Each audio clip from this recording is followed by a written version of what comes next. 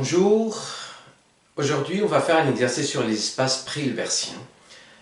Alors voilà l'énoncé, donc soit E l'ensemble des suites réelles de carrés sommables, donc on va voir qu'est-ce que ça veut dire des suites réelles de carrés sommables, montrer que E est un R espace vectoriel. Pour UV de suite de carrés sommables, on pose phi de UV, c'est la somme de n allant de 0 jusqu'à plus l'infini, de UN Vn. Eh bien, montrer que E phi est un espace pré-hilbertien. On y va. Alors, premièrement, donc on va définir cet espace-là. Donc, pour ceux qui ne le connaissent pas, alors le E ici, eh bien, donc l'ensemble des suites réelles, ça veut dire donc ce sont des suites. UN donc est une suite réelle. Alors, les suites réelles, le plus souvent, on les note.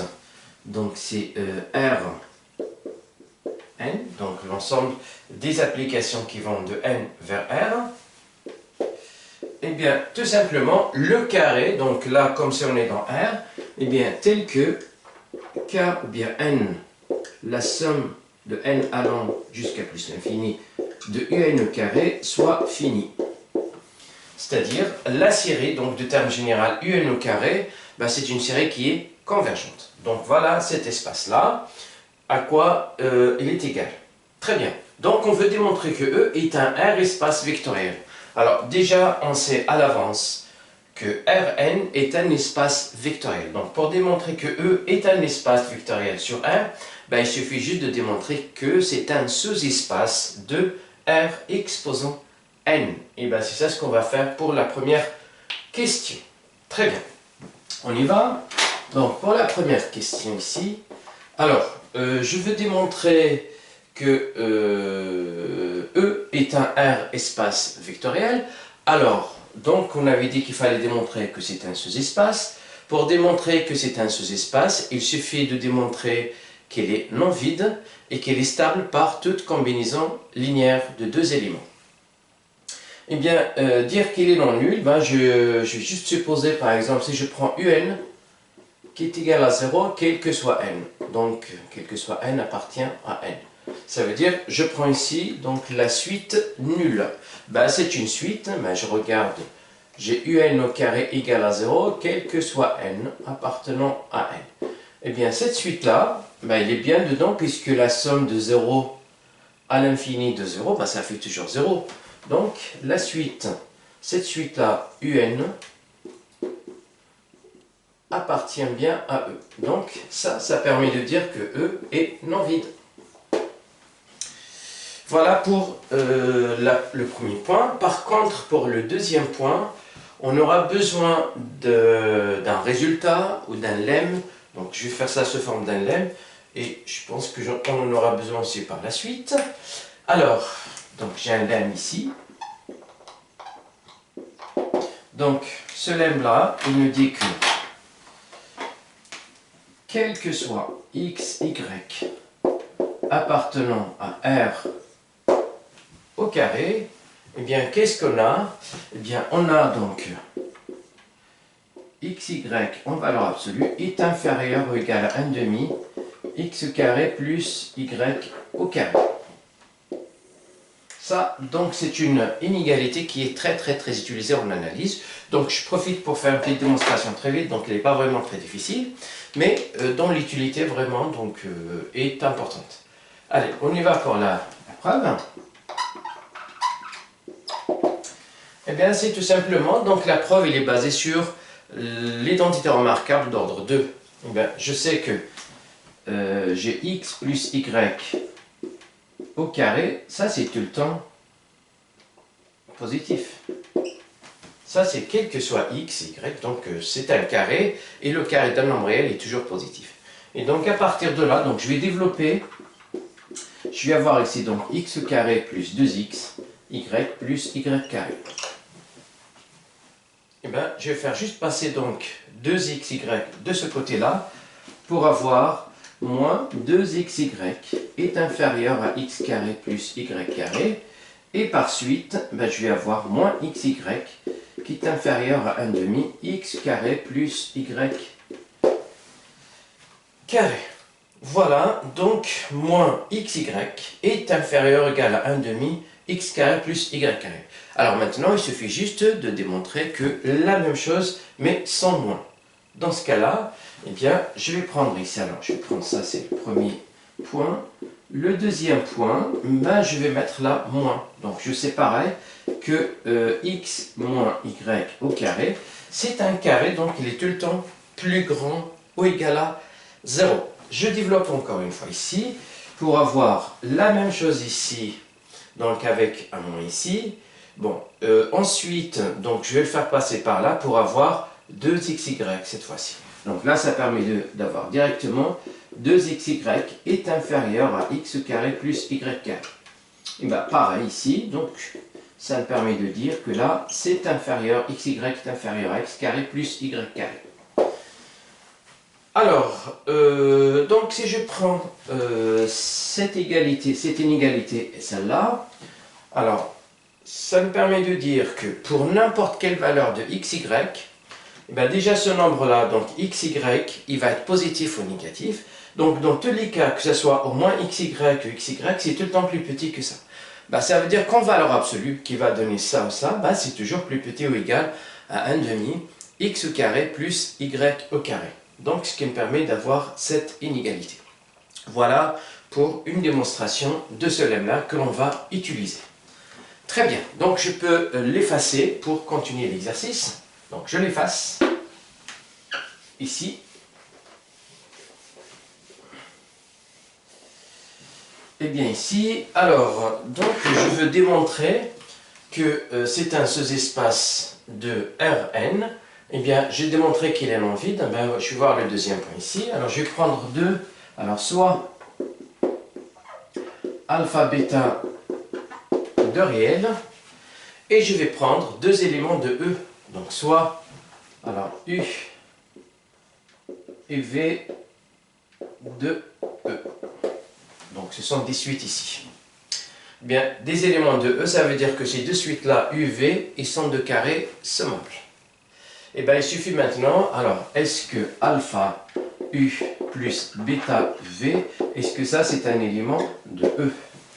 Pour savoir est-ce que c'est un élément de E, ben, il suffit juste de voir que, de démontrer que la somme de n de 0 jusqu'à plus l'infini de ça au carré, ben, il faut que ce soit fini. Et bien, pour cela, donc, je vais prendre donc, la somme de n allant de 0, donc la somme partielle ici, jusqu'à n, de alpha un plus bêta vn au carré. Et donc, ici, alors je peux prendre ça, donc, bah, c'est un nombre réel ici, il est réel et en plus il est positif. Donc, pour démontrer que cette série avec, alors, pour démontrer que la série, donc jusqu'à l'infini, est convergente, bah, il suffit juste de démontrer que la suite des sommes partielles est bornée. Et bien voilà, donc on va développer ici pour voir le premier aspect, donc n allant de 0 jusqu'à n de alpha au carré un au carré plus bêta au carré vn au carré, et là de alpha bêta un vn. Donc je développe l'identité remarquable. Voilà, et ça me permet de dire que égale, encore une fois, bon, je peux, comme c'est une somme directe, et une somme, pardon, finie, je vais avoir alpha au carré, la somme de n allant de 0 jusqu'à n de un, plus la somme n allant de 0 jusqu'à n de alors, bêta carré que je peux faire sortir là, bêta carré ici, vn, et là, de alpha, bêta, un, vn, et n allant de 0 jusqu'à grand N. Et bien, donc à cet instant-là, donc le un, vn, je vais utiliser donc l'inégalité que je viens de démontrer dans le lemme pour dire que cette quantité-là est inférieure ou égale à 1 demi ben, un au carré plus vn au carré. Donc là, ça me permet de faire ça. Alpha au carré n allant de 0 jusqu'à n, de un au carré plus bêta n par bêta au carré n allant, oui, n allant de 0 jusqu'à n, Vn plus 2 alpha bêta, la somme n allant de 0 jusqu'à n. Et donc, UNVN, ben, je le majeure par 1 demi UN au carré plus Vn au carré. Je peux... Alors, la parenthèse, elle est bien là. Voilà, et donc à partir de là, ben, qu'est-ce que je peux dire? Ben, je peux séparer encore ici, et donc pour mettre le UN au carré, avec donc le 1 demi, donc là ça va partir ici, et bien ça va faire ici, alors bon, je peux le faire directement, mais bon, je peux dire directement que ça, donc il est fini puisque UN est de carré sommable, là aussi c'est fini parce que c'est de carré sommable, et là aussi c'est fini parce que c'est de carré sommable. Et donc, je peux, bon, allez, je veux détailler un peu plus. Là, je vais avoir donc 1 demi, ça va partir avec 1 demi. Alpha bêta plus alpha bêta, la somme de n allant de 0 jusqu'à n un carré. Et la même chose ici, cette fois-ci, mais c'est bêta au carré plus alpha bêta, la somme qui est Vn. Pardon. Toujours, il y a un carré ici. Eh bien, donc, on avait dit que UN, c'est donc E, ça veut dire que la somme, elle est finie. Donc, jusqu'à l'infini, plutôt comme ça. Et bien, pareil pour Vn. Et donc, je peux tout majorer ici par alpha carré plus alpha bêta. Et bien, cette fois-ci, ici, donc, c'est la somme de 0 jusqu'à plus l'infini, de UN au carré, plus bêta carré plus alpha bêta, n allant de 0 jusqu'à plus l'infini, de Vn carré. Et donc on voit très bien que ça c'est fini, donc toute cette quantité-là, donc c'est un nombre réel, qui veut dire que la somme partielle que j'ai prise ici, elle est bornée, et comme il s'agit d'une série numérique à terme positif, donc la somme partielle est finie, ça veut dire que la série est convergente. Et donc, ça permet de dire que n allant de 0 jusqu'à plus infini de alpha un plus bêta Vn au carré, ça c'est fini. Le fait qu'elle est finie, ben, ça veut dire que cette combinaison linéaire, elle est dans E. Et qui preuve aussi que E est un sous-espace vectoriel de Rn. Donc là, alors je vais juste écrire cette phrase réponse. Voilà, alors pour mieux rédiger ici, donc on va marquer donc alors alpha un plus bêta Vn appartient à E. Et bien conclusion, donc E est un sous-espace vectoriel de Rn. Et donc E est un R espace vectoriel. R espace vectoriel. Voilà pour la première question. Donc on va voir maintenant la deuxième question. Donc il faut démontrer que E phi est un espace pré-hilbertien réel. Ça veut dire qu'il faut démontrer que phi est un produit scalaire sur E. Alors, dire que c'est un produit scalaire, ça veut dire qu'il faut démontrer que phi est une forme bilinéaire symétrique définie positive. Et c'est ça ce qu'on va démontrer dans la deuxième question.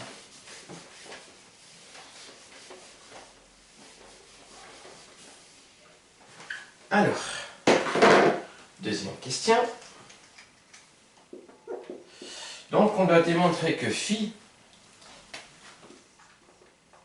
qui est défini donc de E, croix E, vers R, pour chaque 2 suites UV, ben je fais correspondre la somme allant de 0 jusqu'à plus l'infini, et bien de UN Vn. Très bien, Donc déjà, avant de commencer, pour démontrer que phi est un produit scalaire, on va déjà démontrer d'abord qu'elle est bien définie. Ça veut dire que cet élément-là, il a bien un sens. Ça veut dire que cette série-là, elle est convergente. Donc en effet, alors montrons que phi est bien défini. Qui veut dire que cette écriture-là, il a bien un sens. Ça veut dire que la série, bien sûr, comme je viens de dire, elle est convergente. Donc pour démontrer qu'elle est convergente, on va démontrer qu'elle est absolument convergente. Donc on sait que tout de suite absolument convergente est convergente. On y va. Ben, on va utiliser encore une fois le lemme de tout à l'heure. Donc on sait que, eh bien, quel que soit n appartenant à n, comme ça c'est un nombre réel, un, Vn est un nombre réel, ben, je sais que ça en valeur absolue, on avait dit que c'était inférieur ou égal à 1 demi un au carré plus Vn au carré. Ça c'était dans le lemme de la première question. Eh bien, très bien. Et donc, comme la série de termes générales un au carré plus Vn au carré est convergente, puisque les deux suites un et Vn ils sont en E, donc la série de termes générales 1 demi un au carré plus Vn au carré est convergente. Et donc, comme il s'agit des séries de termes positives, donc ça veut dire que la série de termes générale, alors, bon, c'est ce que je vais écrire ici, comme un carré plus Vn carré converge, donc cette série converge, eh bien, donc par critère de comparaison, donc par critère de comparaison des séries à termes positifs,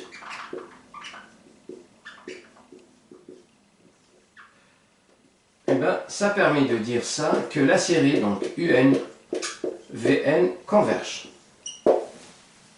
Donc, c'est celle-là converge, mais celle-là, elle va converger aussi. Ben, si elle converge, ça veut dire que la série que j'ai ici, elle est absolument convergente, donc elle est convergente.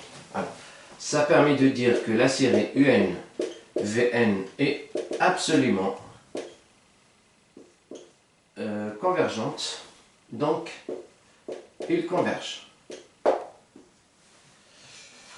Voilà, ça veut dire que notre application ici, elle est bien définie, donc on n'a pas de souci pour écrire la somme de n de 0 jusqu'à plus infini un Vn pour deux éléments de E. Très bien, donc maintenant on va voir les axiomes, on va vérifier les axiomes qui nous permettent de dire que phi est un produit scalaire. Eh bien, je vais effacer par là.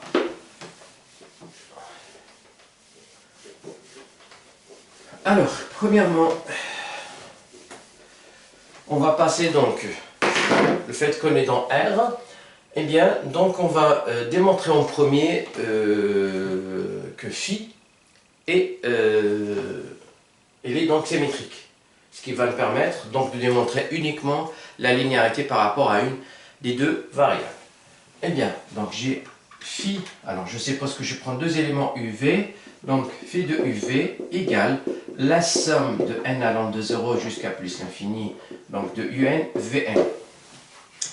Sachant que un Vn ce sont deux éléments de R, donc je peux bien permuter les deux facteurs, puisque la multiplication dans R est commutative. Et donc là, ça permet de dire que ça fait la somme de n allant de 0 jusqu'à plus l'infini, de Vn un. Et ça, par définition, ça fait phi donc de Vu. Donc là, ça permet de dire que phi est symétrique. Donc, phi est symétrique. Très bien. Donc maintenant, on va démontrer la linéarité que par rapport, par exemple, à la première variable. Et bien, je vais prendre soit alpha, bêta appartenant à R. Je vais prendre U', V des éléments de E. Et donc, je vais faire la linéarité, je vais démontrer la linéarité par rapport à la première variable. Eh bien, phi de alpha U plus bêta U', V égale. Et donc, par définition, ça va faire la somme de n allant de 0 jusqu'à plus l'infini de alpha un plus bêta un' facteur de Vn. Donc, je vais développer ici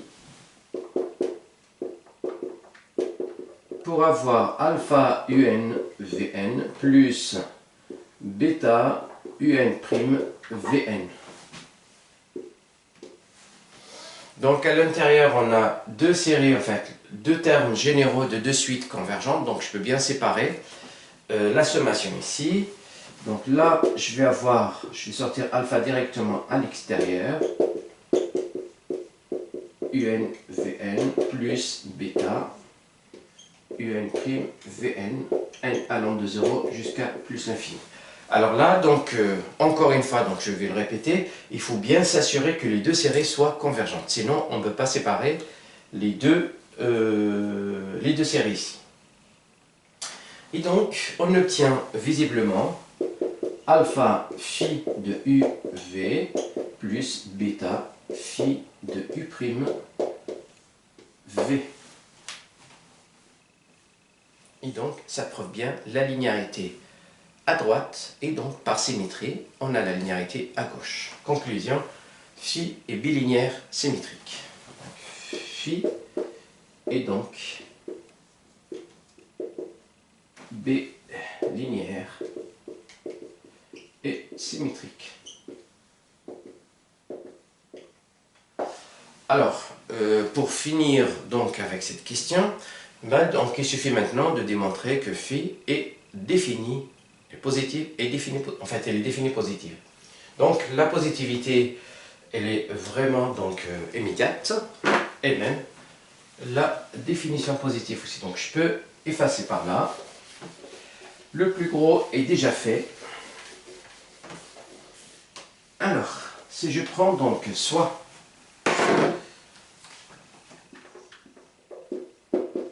U appartient à E, donc une suite de E. Eh bien, je vais voir phi de U égale, par définition, donc n allant de 0 jusqu'à plus l'infini, de un au carré. Ben déjà, donc j'ai la somme qui finit, mais de termes positifs. Donc forcément, ça c'est positif. Donc phi est bien positive.